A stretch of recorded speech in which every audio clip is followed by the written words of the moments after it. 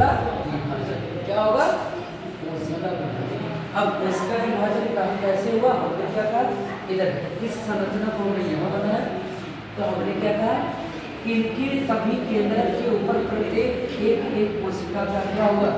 निर्माण, यानी कि एक एक कोशिका विभाजन हुआ।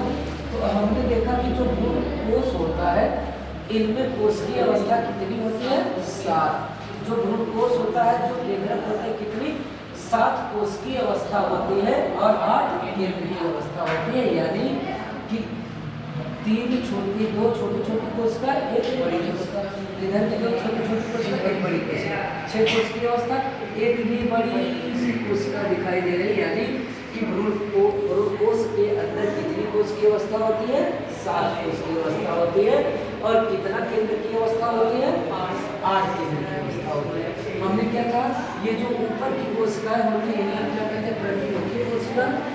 और जो बीच वाले केंद्रक होते हैं, इसे हम क्या कहते हैं? प्रतिध्रुवी केंद्रक कहते हैं। और प्रतिध्रुवी केंद्रक की कोशिका से घिरे होते हैं, जिसे हम क्या कहते हैं? केंद्रकीय कोशिका। उसके बाद ये जो 2 छोटी छोटी कोशिकाएं होती है, जिसे हम क्या कहते हैं? सहायक कोशिका। और बड़ी सी कोशिका जो है, उसे जिसे हम क्या कहते हैं? अंड कोशिका। यह पूरी संरचना क्या कहलाती है? भ्रूण कोशिका। या किसकी संरचना? भ्रूण कोश की संरचना। अब हमने क्या बना लिया? मादा भाग।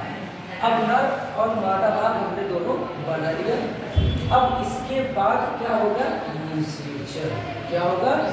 निषेचन। जब उधर परागकण को हमने बना लिया, इधर मादा भाग को बना लिया। अब इसके बाद क्या होगा?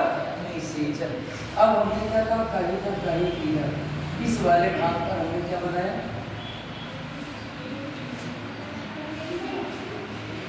हमने बनाया पराग। इधर इस संरचना को क्या कहते हैं? यस, क्या कहते हैं?